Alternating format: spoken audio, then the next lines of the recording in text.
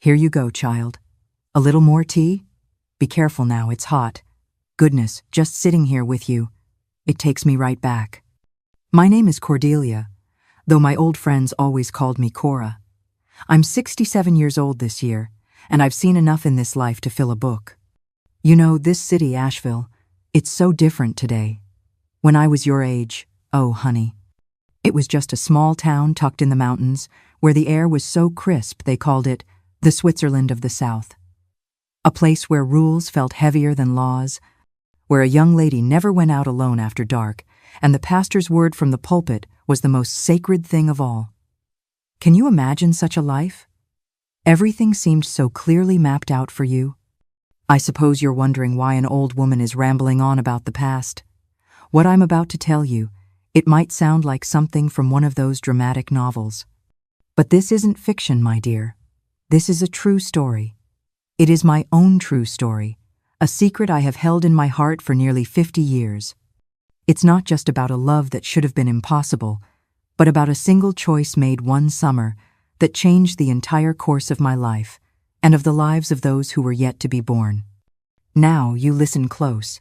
If regret could kill, I wouldn't be here to tell this story. What haunted me all these years was a feeling that burned inside me like a hot coal, a love that shouldn't have happened, but did. It was 1978. I had just turned 20. I worked at Mr. Abernathy's fabric shop right on Main Street. It was a good job for a girl my age. My father, Arthur, had a small general store in the lower part of town. We weren't rich, but there was always food on the table. My mother, Martha, took care of the house and us 5 children in total. I was the youngest, the only one still living with them. My sisters were already married. My brothers worked in Charlotte. Our house was on Bluebell Hill, the highest part of Asheville. A simple frame house with a yard where Mama planted kale and chives and raised a few chickens. From the room I shared with my younger sister before she got married, you could see the whole city below, the lights coming on in the early evening like little earthly stars. The routine was always the same.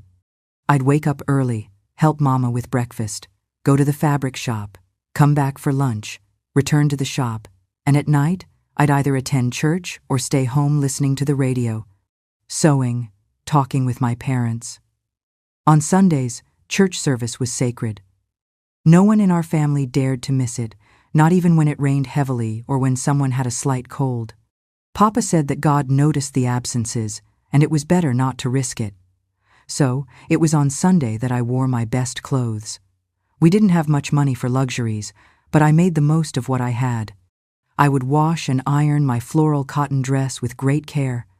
I brushed my hair 100 times, as I learned in a magazine. I'd put on a light lipstick that I bought secretly at Mr. Henderson's store. That year, a new priest arrived at our parish.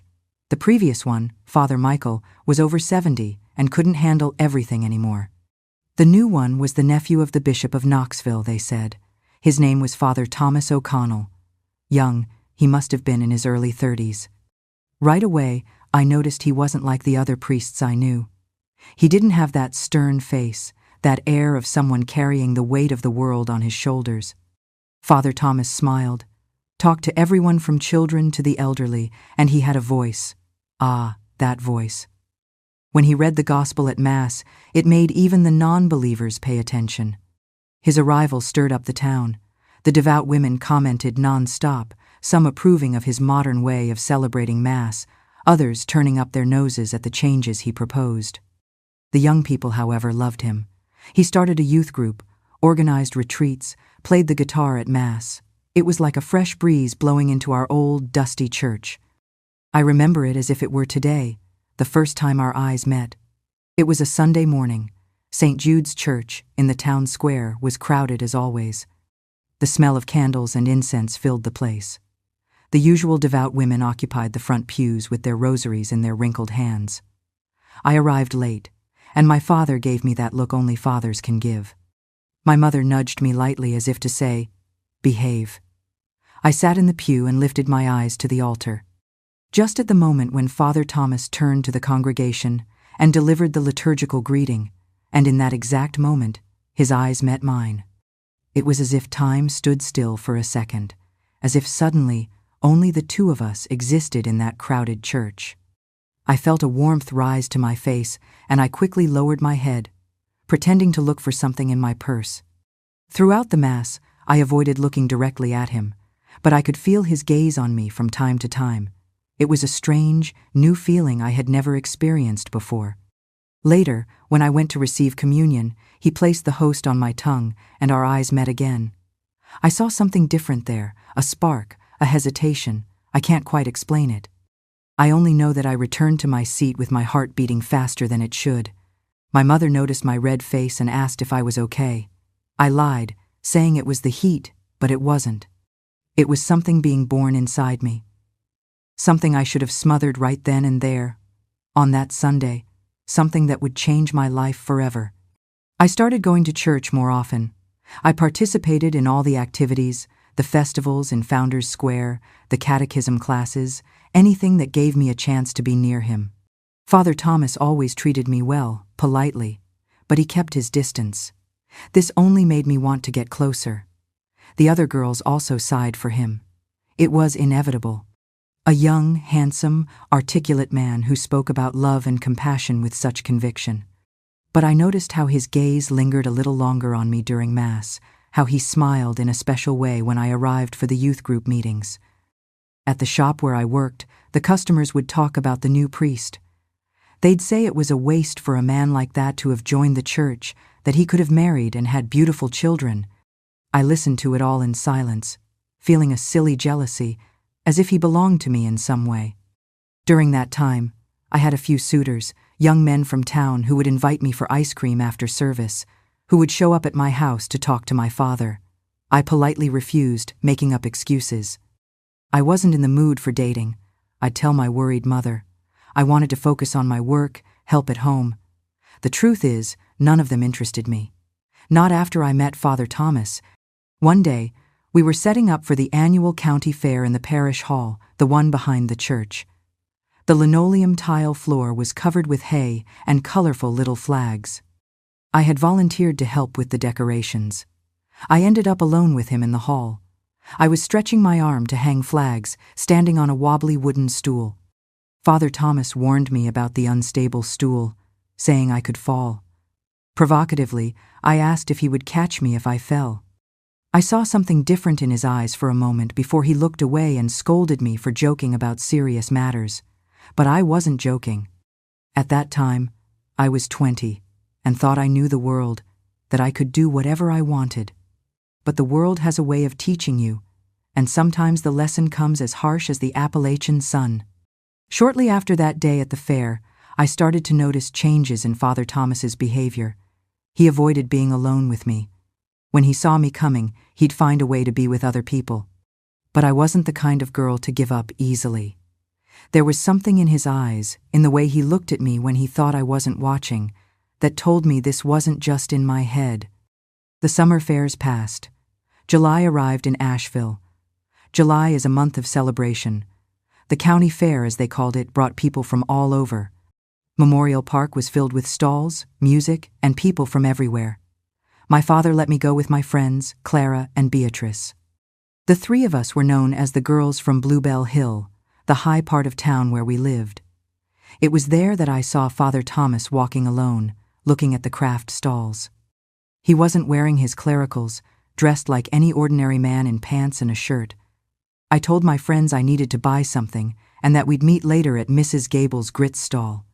I followed the priest from a distance, seeing how different he looked outside the church, more relaxed, more human.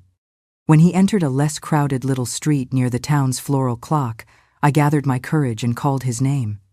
He turned, surprised, almost startled to see me.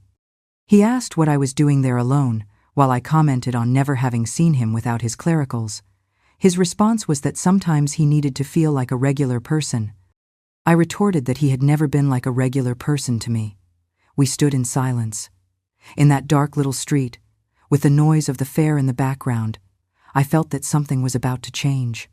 He suggested I go back to my friends, stating it wasn't good for me to be seen with him under those circumstances. I questioned him about his fears, whether he was afraid of me or of what he felt. My question caught him by surprise, like a slap. He lowered his eyes and said I didn't understand what I was saying, but I did.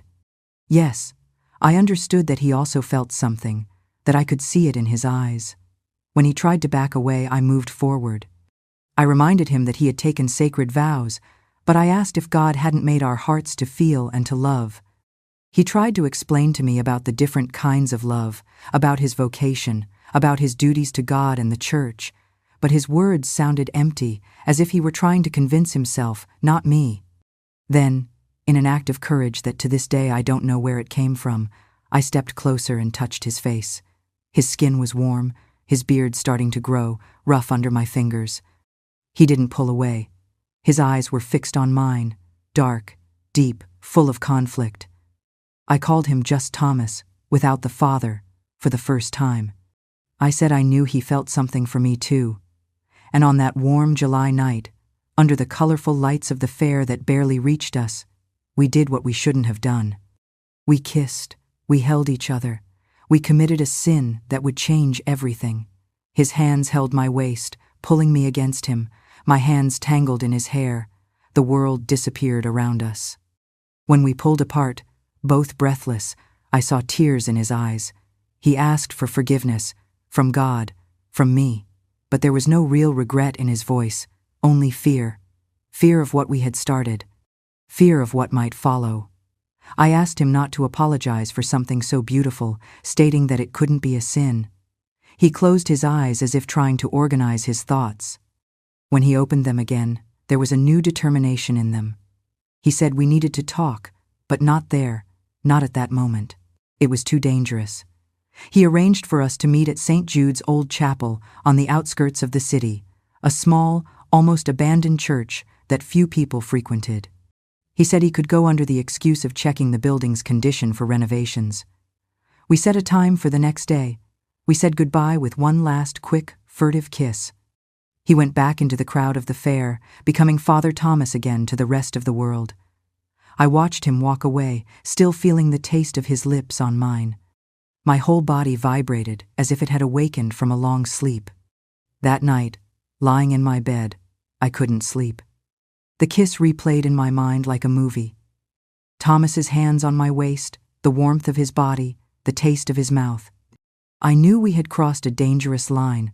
I knew the path ahead would be difficult, but at that moment all that mattered was that he felt the same way, that it wasn't just my imagination, that there was something real between us, something strong enough to make him question his vows. The next day, I made an excuse at home, saying I was going to help Clara organize the books in the parish's small library. My mother didn't ask many questions, but I felt her suspicious gaze follow me to the door. I took a shortcut behind St. Vincent's Hospital and followed the dirt road that led to the old chapel. I arrived before him. The chapel was, as I remembered it, small, simple, with its bell tower where birds now made their nests. The heavy wooden door was locked, but the side windows, without the stained glass they once had, allowed light to enter, creating patterns on the stone floor covered with dry leaves brought by the wind.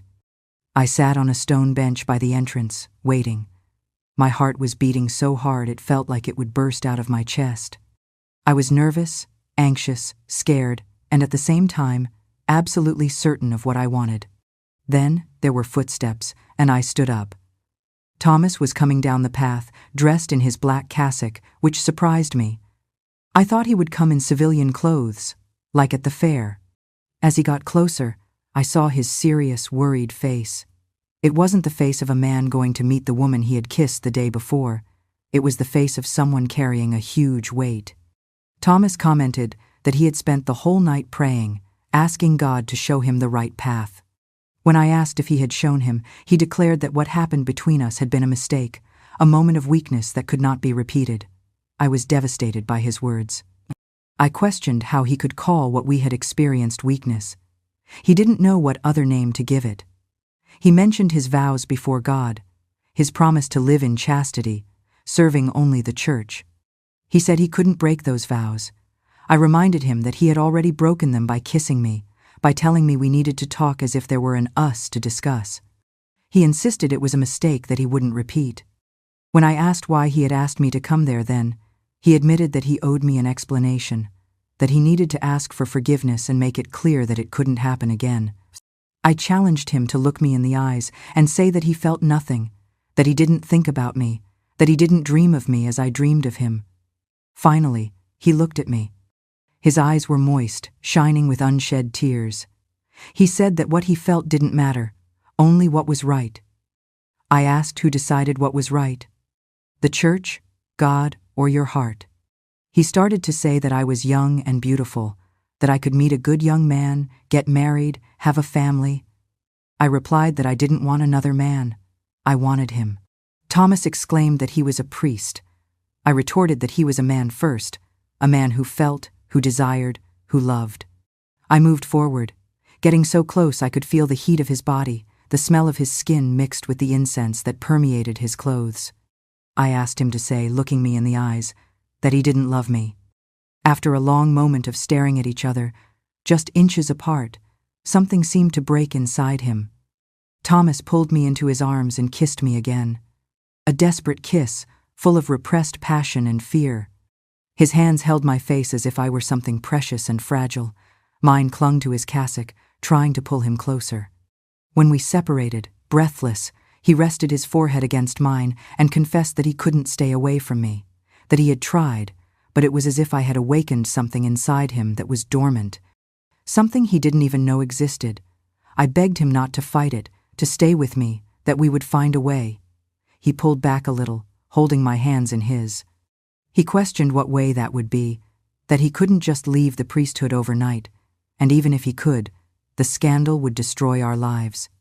I suggested we go away, to Charlotte, New York, far from there, to start a new life where no one knew us. He asked about my parents, my family, if I would abandon everything. The question made me pause. Would I really be able to leave everything behind? My parents whom I loved so much, my siblings, my city? I imagined the pain in my mother's eyes, the disappointment on my father's face. Thomas said we needed time to think, to see if what we felt was real or just a passing temptation.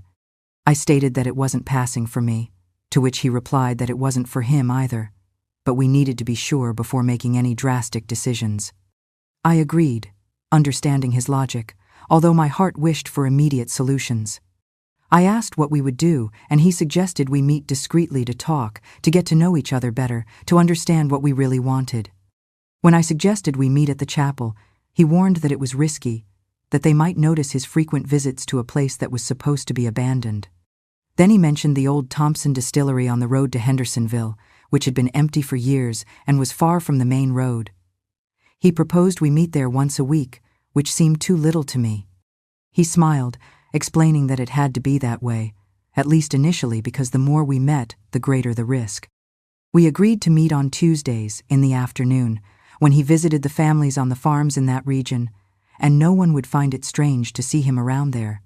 Before we said goodbye, he pulled me in for one more slow, deep kiss, as if he wanted to memorize the taste of my lips for the days we would spend apart. I left the chapel first, checking to see if anyone was around. The way back home was like a dream. Part of me was on cloud 9, ecstatic about what had happened, about the prospect of more meetings. Another part, however, was already beginning to feel the weight of the secret, the fear of discovery, the guilt for doing something I knew would deeply hurt my family. The meetings began as planned. Every Tuesday, I would make up a different excuse. One time it was a Bible study group, another a visit to a sick friend, or helping to organize the parish library. My mother was getting suspicious. I could tell from the glances she gave me when I left, looking too dressed up for such simple tasks, but she never confronted me directly. The old Thompson distillery was perfect for our meetings. The main house was abandoned, with the roof partially collapsed and the walls covered in vines. But there was an annex that had been the administrator's house, still in reasonable condition, with a bedroom, a small living room, and a simple kitchen. It was there that we met throughout that summer, week after week, discovering each other not only physically but also in our souls. We would talk for hours. He told me about his childhood in Knoxville, the son of devout merchants who had always dreamed of having a priest for a son, about how he entered the seminary too young, without really understanding the magnitude of the commitment he was making. about his doubts, his internal struggles, his faith, which despite everything, remained strong. I talked about my family, my dreams of maybe one day studying, of seeing places beyond Asheville. I talked about the expectations that weighed on me as the youngest daughter, to marry and have children like my older sisters, and of course, we made love. At first, it was just kisses, increasingly passionate. Then more daring touches, shy explorations of bodies awakening to new feelings. Thomas always hesitated, torn between desire and guilt. He would whisper that it was a sin while his hands slid under my blouse. I would respond that then God should forgive us, guiding his hands to where I most wanted to feel them. It was on a hot August afternoon that we finally gave ourselves completely to each other.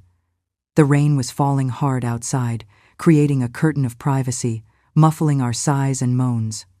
It was painful and awkward, as a first time often is, but also beautiful and transformative. Afterwards, lying on the old mattress we had managed to bring there, he cried. Silent tears that wet my shoulder as I stroked his hair. He murmured that God must hate him at that moment. I replied that God is love, repeating what he himself had preached so many times, questioning how he could hate what we were doing if it was for love. Thomas didn't answer, just held me tighter, as if I were an anchor in the middle of a storm. After that afternoon, a new urgency took over our meetings. It was no longer just desire, but a desperate need to be together, to find a solution to our impasse. Thomas began to talk more seriously about leaving the priesthood. He mentioned the possibility of requesting a leave of absence, a temporary withdrawal, claiming he needed to rethink his vocation. Then, perhaps we could go to Charlotte, where his cousin could help him find work. He had studied philosophy before the seminary. He could teach. When I asked about us, he suggested that after a while, when things settled down, we could get married and have a normal life. How sweet, how impossible those words sounded. I wanted to believe. I wanted to imagine this life together, a simple house, children, waking up next to him every morning without fear, without guilt. I admitted that my parents would never accept it, that for them it would be as if he had seduced me, corrupted me. He agreed that for his parents, it would be as if he had betrayed not only his vocation but their trust, all the sacrifice they made to send him to the seminary. When I asked what we would do, he kissed my forehead and said we would take it one step at a time. First, he needed to talk to the bishop, ask for spiritual guidance, prepare the ground. Then we could plan our departure, maybe to Chicago, far enough away. I agreed, although a voice inside me doubted it would be so simple. Nothing worth having is easy, I repeated to myself. Our love was worth any sacrifice. September arrived, bringing the first autumn colors to the mountains of North Carolina, and with it came the discovery that would change everything. At first, I didn't worry too much about my missed period, as my cycle had never been very regular. Sometimes stress or changes in diet caused delays of a few days. But when 1 week turned into 2, and 2 into 3, I could no longer ignore the possibility that haunted me. I could be pregnant. The signs were there, the constant fatigue from the moment I woke up, the morning sickness I disguised from my mother with excuses of feeling unwell, the tenderness in my breasts I had never felt before. Still, I tried to convince myself that it was just a coincidence, a combination of factors that had nothing to do with a pregnancy. My mother noticed my paleness as I was helping her shuck corn in the yard. She asked if I was eating properly. I lied, saying it was just fatigue from work at the shop, that Mr. Abernathy had increased my hours. She observed me with that motherly gaze that seems to see through lies, also commenting on my frequent outings, questioning if the parish youth group wasn't overwhelming me. I lowered my eyes to my hands and replied that no, it was important to help at the church, mentioning how Father Thomas always said that the youth were the future of the community. As I said his name, I felt my face heat up. Since our conversation about him possibly leaving the priesthood, our meetings had become even more intense, more desperate, as if each moment together could be the last before a major change. My mother murmured, not seeming very convinced, and asked me to be careful, commenting that the priest had eyes that she didn't like. When I asked what she meant, she described them as hungry eyes that looked too much at the young women. She made the sign of the cross, asking God for forgiveness for speaking that way about a man of the cloth, but emphasized that she had her feelings. I remained silent, my heart racing. Was it possible that she suspected something? Did others also notice how Thomas looked at me during Mass, during the pastoral meetings? I replied that she was imagining things, that Father Thomas was just dedicated, concerned about the young people. She shrugged, returning her focus to the corn, but added that I was her youngest daughter, that she had seen a lot in life and only wanted to protect me. That night, lying in my bed, my mother's words echoed in my head. If she knew what she needed to protect me from, it wouldn't be from Father Thomas, but from myself, from my own reckless decisions. And now, it might be too late. The next morning, I gathered my courage and went to Mr. Hayes's pharmacy on the other side of town, where no one knew me well. I bought a remedy that, according to the older women, could make my period start if it was just late. They were bitter herbs that I mixed with honey as directed and took for 3 straight days. Nothing happened, except for a terrible stomachache that made me miss a day of work. The reality was becoming inescapable. I, Cordelia Vance, daughter of Arthur and Martha, a proper girl from Asheville, was pregnant. And the father was the man the whole town looked up to with reverence, the man who guided souls to God, the man who had taken vows of chastity before the Almighty. Our next meeting was scheduled for the following Tuesday. It was the longest 7 days of my life. I couldn't eat right. I couldn't sleep. At the shop, I dropped an expensive piece of fabric in the mud, which earned me a scolding from Mr. Abernathy. At Sunday Mass, I didn't have the courage to look at Thomas, to receive communion from his hands. He noticed my absence in the line. I saw his eyes searching for me in the crowd, the concern on his face. When the day finally came, I went to the old distillery with a heart as heavy as lead. The afternoon was gray, threatening rain, as if the sky itself shared my somber mood.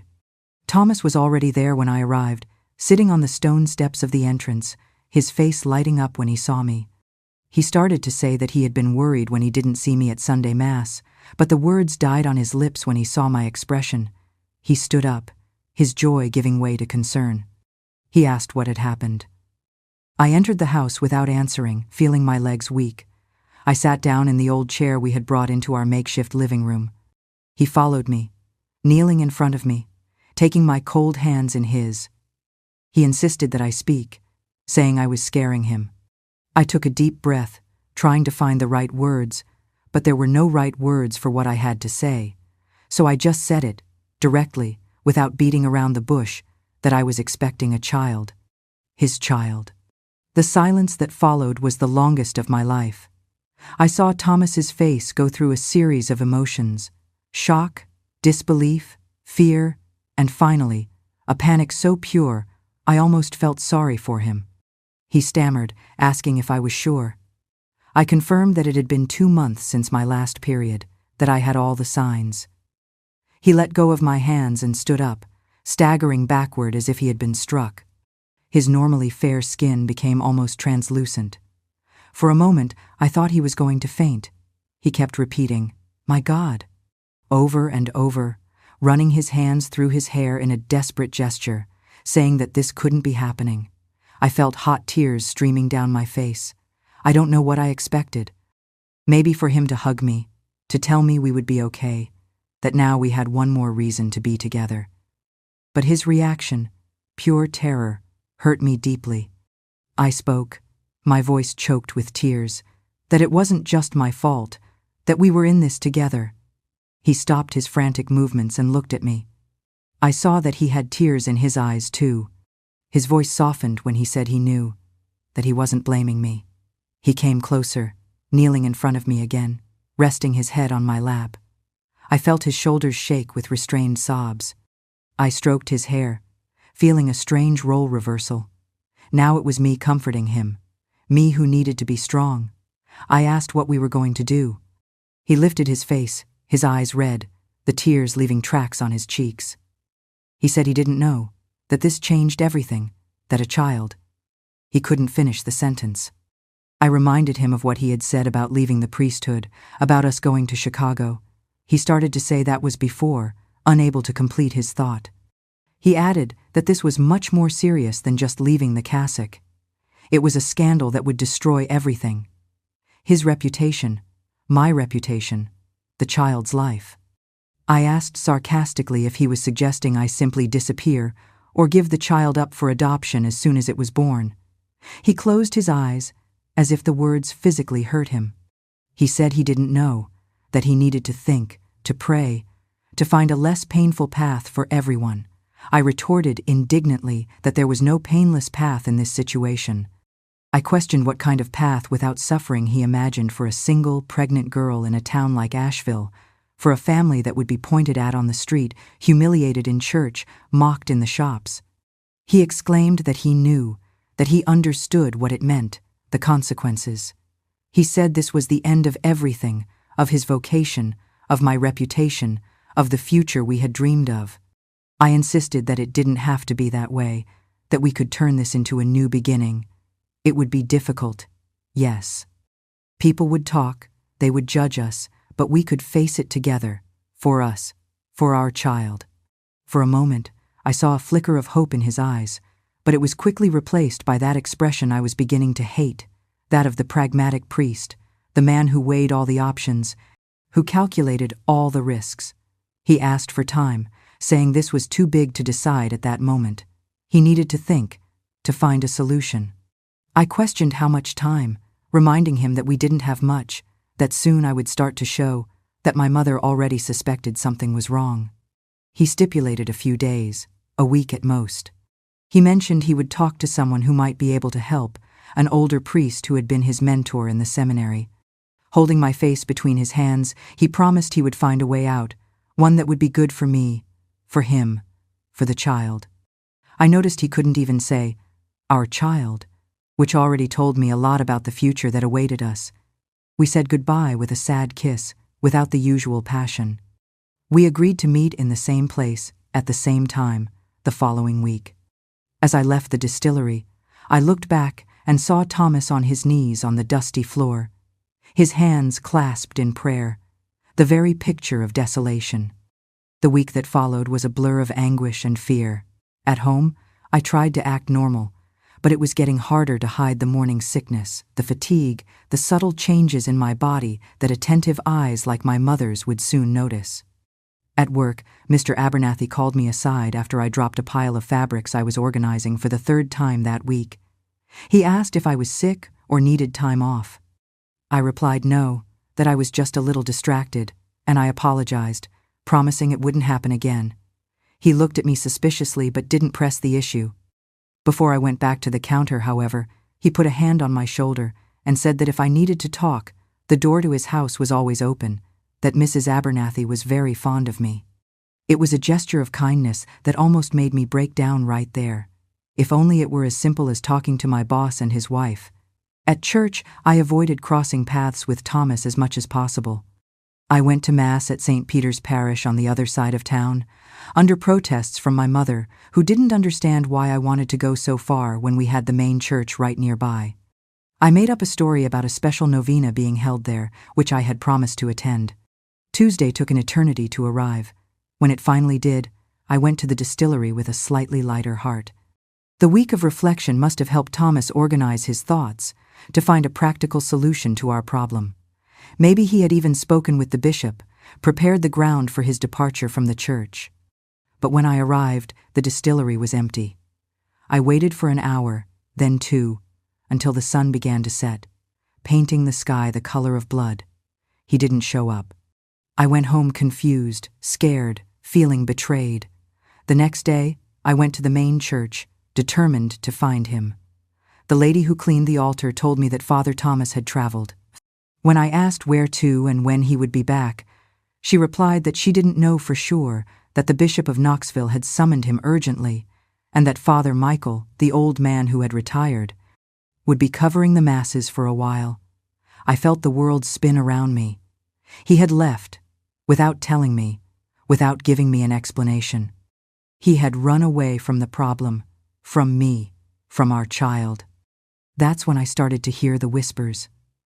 The Bishop of Knoxville had called Father Thomas for a special mission in rural Alabama where there was a shortage of priests.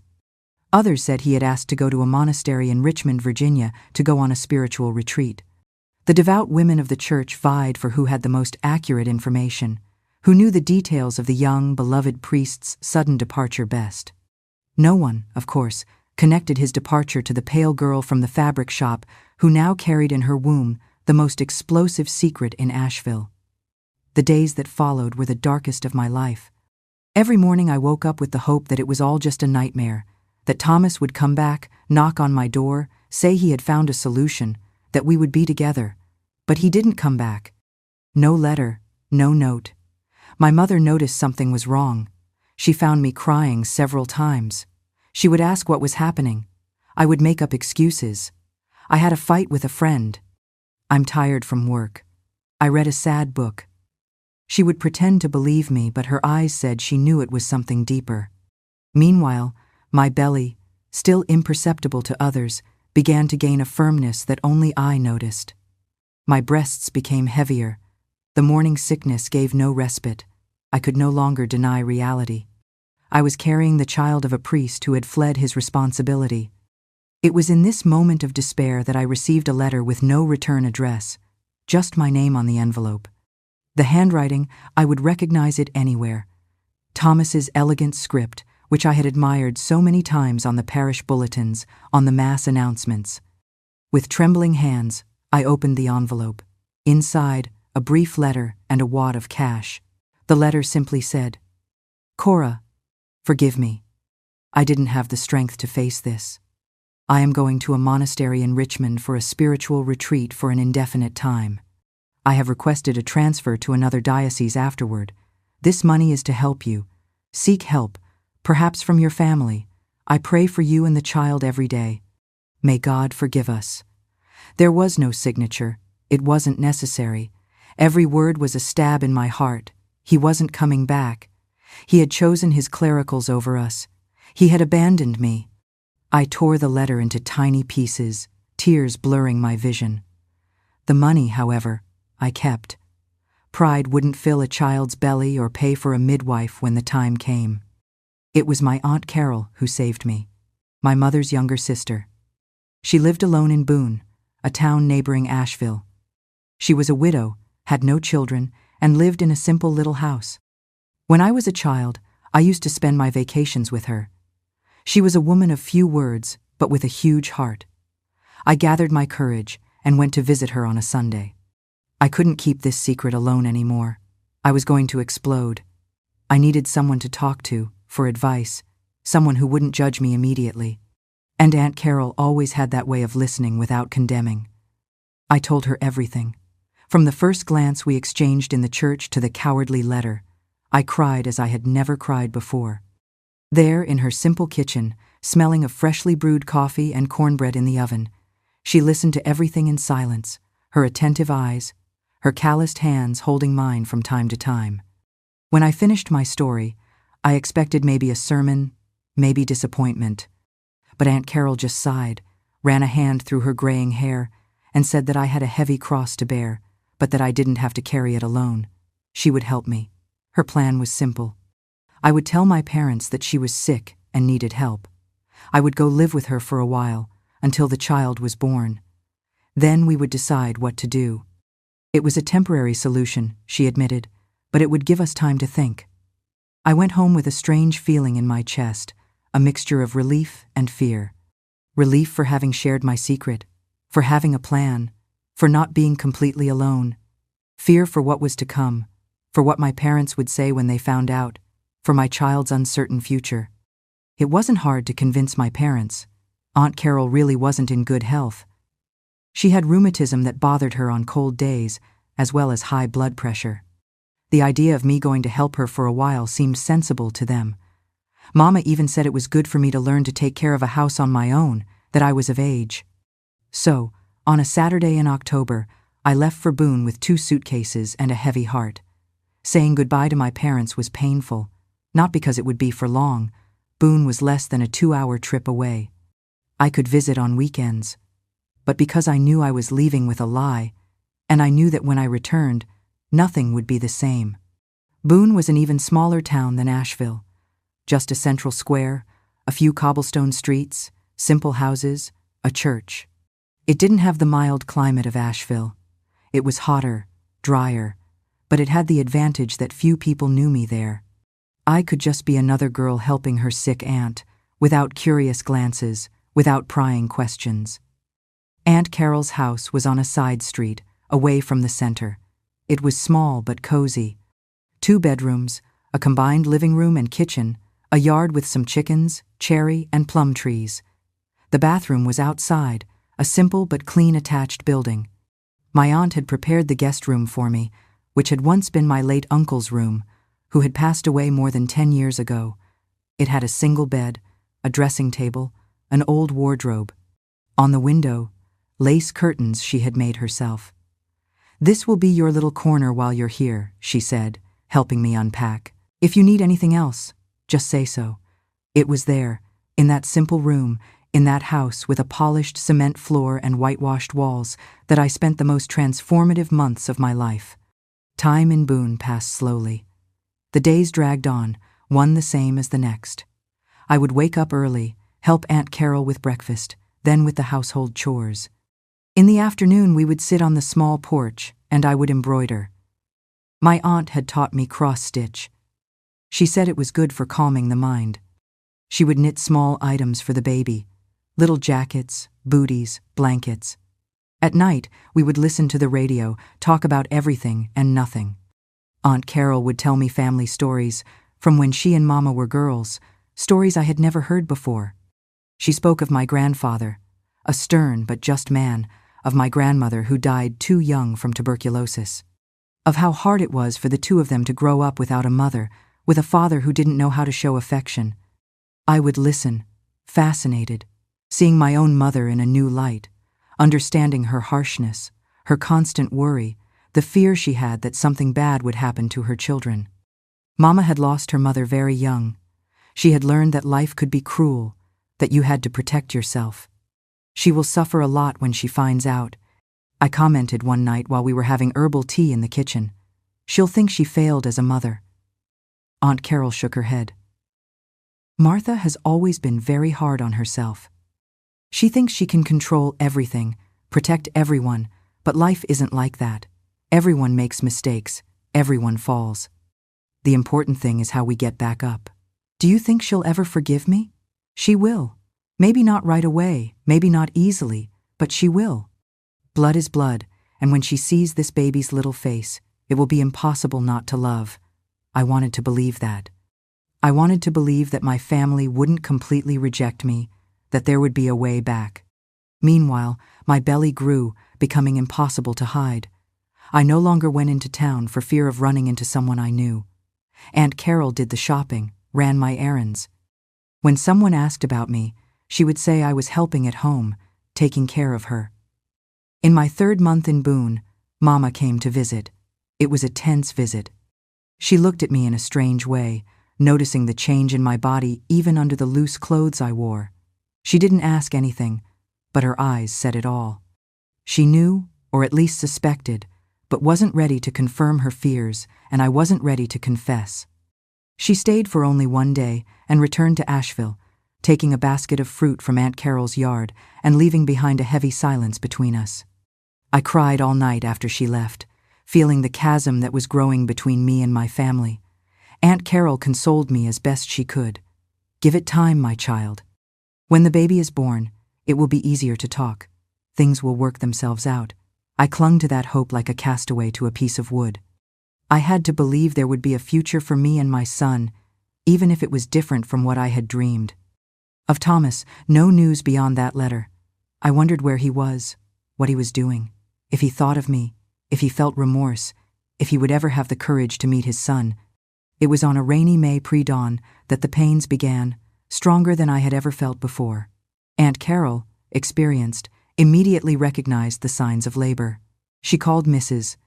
Sebastiana, the town's midwife, a 60-year-old woman who had brought half the inhabitants of Boone into the world. Mrs. Sebastiana arrived quickly with her leather satchel and her calloused but gentle hands. She examined me, confirmed that the baby was on its way, and gave precise orders to Aunt Carol to prepare hot water, clean towels, and a boiled pair of scissors. The labor was long and painful. Hours of pain that seemed endless. No anesthesia, no doctor, just an experienced midwife and a loving aunt to help me. With each contraction, each push, I thought of Thomas, of how he had left me alone at this moment, of how I would never forgive him for it. And then, finally, after what seemed like an eternity, the loud, strong, indignant cry of my son arriving in the world, announcing his presence. Mrs. Sebastiana smiled, showing me the small, red, crying bundle. It's a boy, my child, and he's as strong as a bull. They placed the baby in my arms, and at that moment, all the suffering, all the shame, all the sadness seemed to disappear. I looked at that little face, at those eyes that opened shyly, and I felt a love I never imagined possible. A love that surpassed everything, that made everything else seem small, insignificant. Daniel, I whispered, touching his soft cheek. Your name will be Daniel. Like my grandfather, I thought, a strong, hard-working name, a name that didn't carry the weight of the past, that didn't betray his origins. A name that could open paths, not close them. Aunt Carol, by my side, had tears in her eyes. He's beautiful, Cora, and he's yours, all yours. At that moment, I made a decision. Thomas had made his choice by leaving. I would make mine now. I would raise my son alone, with pride, with love.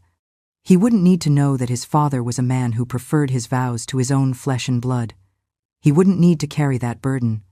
Daniel would sleep on my chest that night, and on all the others that would follow, and together we would find our way. The first few months with Daniel were the most exhausting and also the most happiest of my life. Sleepless nights, breastfeeding every few hours, cloth diapers to wash, tiny clothes to iron, but also toothless smiles, the feeling of his warm little body against mine, the certainty that despite everything, I had something precious, something no one could take from me. Aunt Carol was an angel during this period. She took care of Daniel when I needed to rest, taught me the secrets of being a mother that she, even without children, knew from having helped raise so many nieces and nephews. She prepared teas to increase my milk, fortifying soups to help me recover from childbirth. You need to stay strong, she would say. This boy is going to need you a lot. My parents didn't know about the birth. I still didn't have the courage to tell them. I would make up excuses whenever they called or when they wanted to visit. Aunt Carol was worse. She needed constant care. The trip would be tiring for her. The weather was bad for traveling. Anything to postpone the inevitable confrontation. But I knew I couldn't hide Daniel forever, especially since he was growing fast, strong, and healthy, with round cheeks and lively eyes, looking more and more like his father. The same determined chin, the same dark, intense eyes. It was when Daniel turned 4 months old that I gathered my courage. I wrote a letter to my mother, telling her everything. I didn't say who the father was, only that I had made a mistake, that I was sorry, but that I loved my son and wanted to raise him with dignity. I asked for forgiveness for the suffering I was causing, but not for my son. I would never regret him. The response came in person. A week after sending the letter, I heard a knock on the door. It was a hot September afternoon. Daniel was sleeping in the makeshift crib that Aunt Carol had gotten from a neighbor. When I opened the door, there was my mother, alone, pale, with deep dark circles under her eyes, as if she hadn't slept in days. We looked at each other for a long moment, speechless. Then she came in, closed the door behind her, and hugged me. A tight, desperate hug that said everything words couldn't. I cried in her arms like a child, sobbing apologies. "Where is he?" she finally asked, her voice choked. I led her to the crib where Daniel slept placidly, unaware of the drama unfolding. My mother looked at him for a long time in silence. Then, with trembling fingers, she touched his soft cheek. "He looks like your brother Peter when he was a baby," she finally said. There was no accusation in her voice, just a deep, resigned sadness. I told her a simplified version of the truth, that I had gotten involved with a young man who had promised marriage but disappeared when he found out about the pregnancy. I didn't mention it was Father Thomas. That truth was too heavy. It would cause a scandal that would splash onto the whole family. My mother didn't insist on knowing the father's identity. Maybe she already suspected. Maybe she preferred not to confirm her suspicions. She stayed with us for 3 days. During that time, she cared for Daniel as only a grandmother could, with a love that surpassed disappointment, shame, and pain. She taught me tricks to calm him when he cried a lot, ways to make him burp better after feeding, how to relieve the colic that sometimes tormented him. Before leaving, she gave me an ultimatum. Your father doesn't know yet. I will tell him in my own way, in my own time, but I can't promise he'll react like me. He's a good man, Cora, but he's old school. He has his pride, his reputation in town. I understood what she didn't say. That maybe my father wouldn't forgive me so easily. That maybe the doors of the house where I grew up would be closed to me for a good while. And what do I do now, Mom? I asked, feeling more lost than ever. Now you raise your son, Cora, with love, with dignity. Show him and the world that one mistake doesn't define who you are.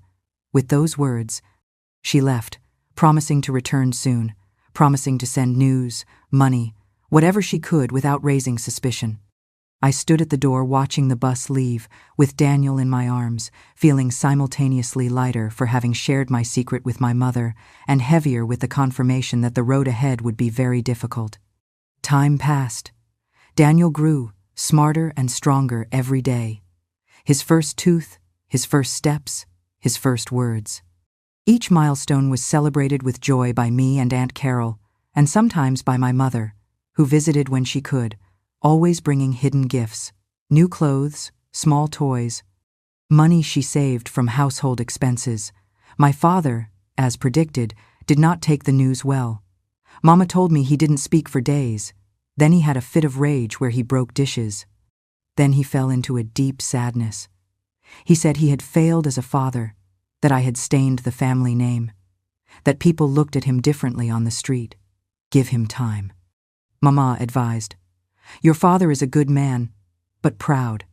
It will take time, but one day he will want to meet his grandson.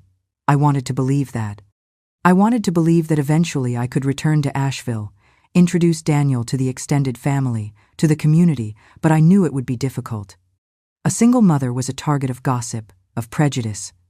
And although my made-up story of a boyfriend who fled his responsibilities was less scandalous than the truth, it would still be a reason for a lot of malicious talk. It was Aunt Carol who suggested a new beginning. She had a friend in Knoxville, Tennessee, Mrs. Peterson, who owned a boarding house for young women. Knoxville was a bigger, busier city, where no one knew me. There I could start over, find a job, raise Daniel without the weight of the past. You can't stay here forever, my child, she said. This house is yours for as long as you need, you know that. But Boone is too small. People are already starting to ask about the boy. Soon the gossip will reach Asheville. It's better for you to go further away, start a new life. Deep down, I knew she was right.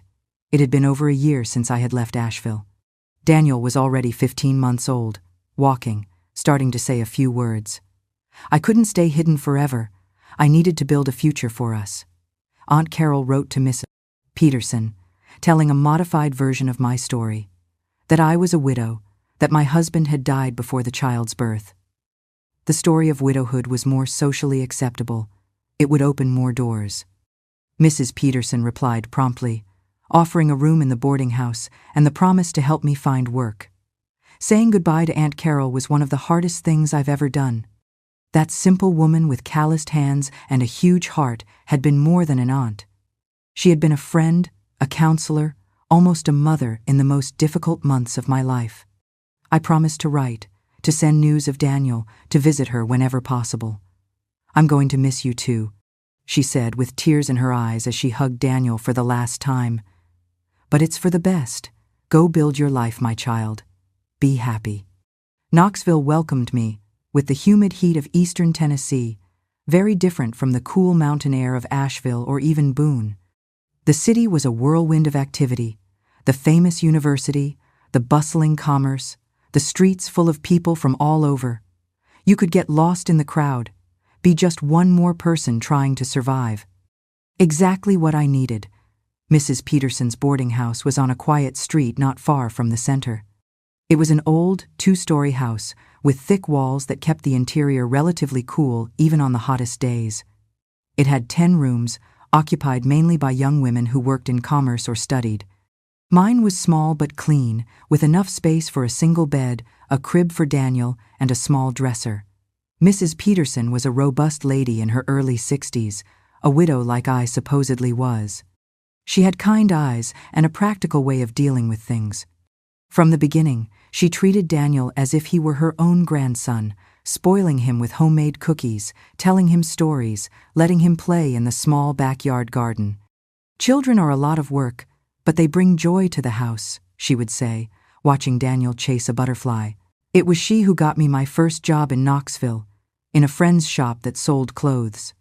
It didn't pay much, but it was enough for the room rent and basic needs. While I worked, Mrs. Peterson looked after Daniel along with her maid, Betty, a kind lady with an easy smile and an even bigger heart. Life in Knoxville was different, anonymous, free from the weight of disapproving looks, of malicious gossip.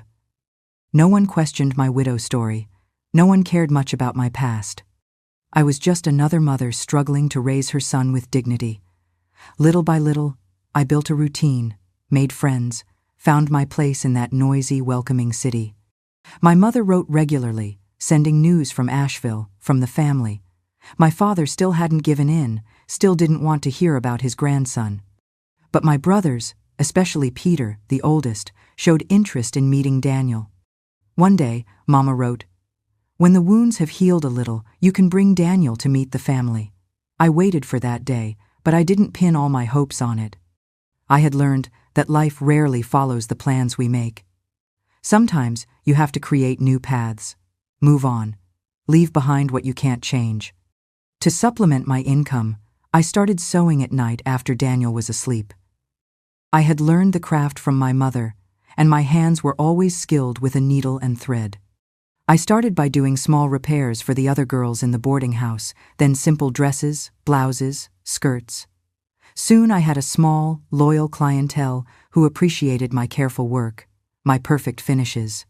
Daniel grew strong and healthy, oblivious to the complications surrounding his origin.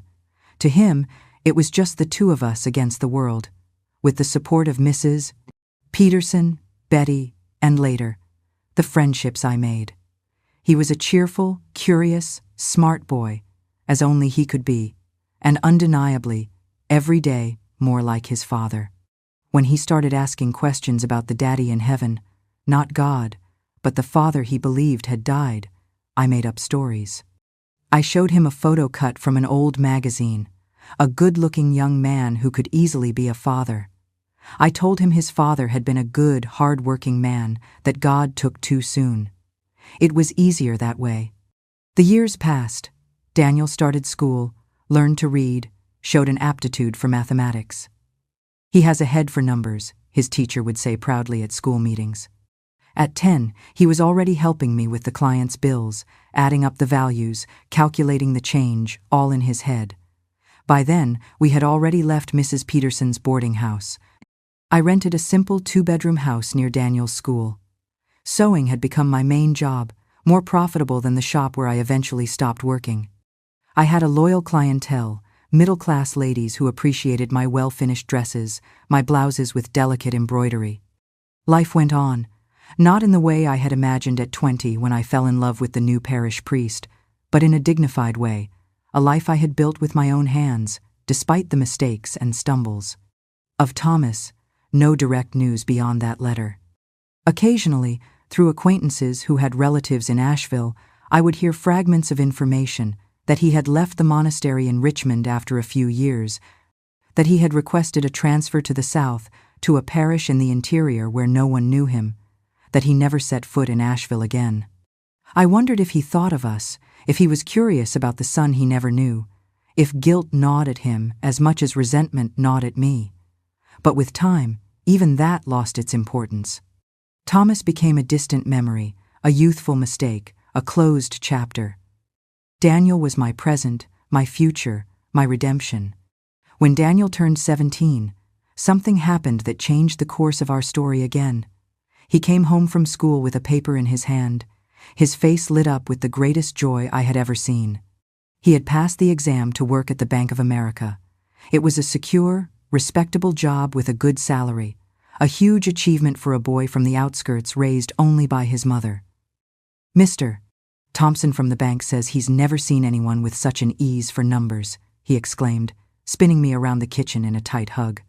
"I start next week, Mom, as an intern, but if I do well, I have a chance to be hired permanently." I hugged my son with tears in my eyes, too proud to express in words.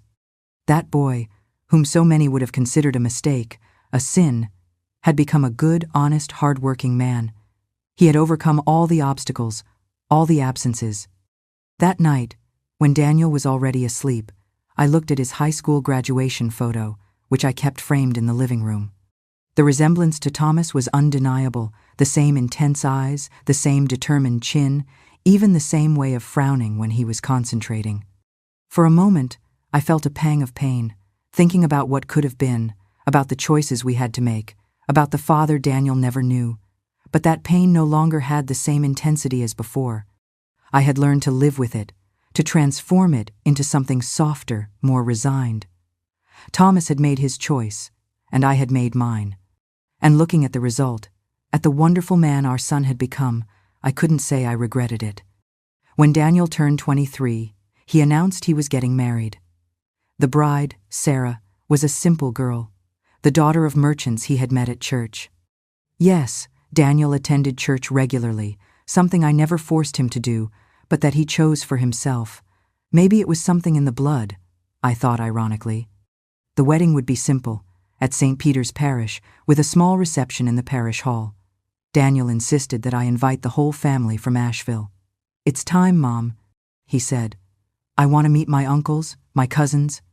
I want my grandparents to see the man I've become, thanks to you." I wrote to my mother, who now visited Knoxville twice a year, always staying at my house without my father knowing. I told her about the wedding, extended the invitation to everyone. The answer came quickly. She would come, yes, and she would bring my brothers and their families. My father. Well, my father still wasn't ready. Even after so many years, the wound of disappointment was still open. It was around this time, with the wedding preparations in full swing, that I started to think seriously about Thomas again. Daniel deserved to know the truth about his origins before starting his own family. And maybe, just maybe, it was time to seek some kind of closure, of peace for this story that had marked our lives so deeply. Finding Thomas was not easy. He was no longer at the Franciscan monastery in Richmond, I discovered through acquaintances. After many discreet inquiries, many letters, many phone calls, I learned that he had left the monastery after a few years, had requested a transfer to Wisconsin, to a parish in the countryside where no one knew him. I gathered my savings, bought a bus ticket, the longest trip of my life, and headed north. Daniel thought I was going to visit a distant cousin. I wasn't entirely lying. In a way, I was going to meet someone of his blood. The trip lasted 3 days and 3 nights. America is immense when you cross it by bus. I arrived in La Crosse, Wisconsin, exhausted, with an aching back and a heavy heart. The little city even resembled Asheville a bit, with its hills and its cold climate, but the people spoke differently, dressed differently, ate different things. The parish of St. James was in the center, a large stone church, very different from our colonial church in Asheville. I asked for Father Thomas, and a gentleman directed me to the parish house next to the church. An elderly woman with white hair and a heavy European accent answered the door. It was the housekeeper. She told me the priest was at the afternoon mass and would be back in an hour.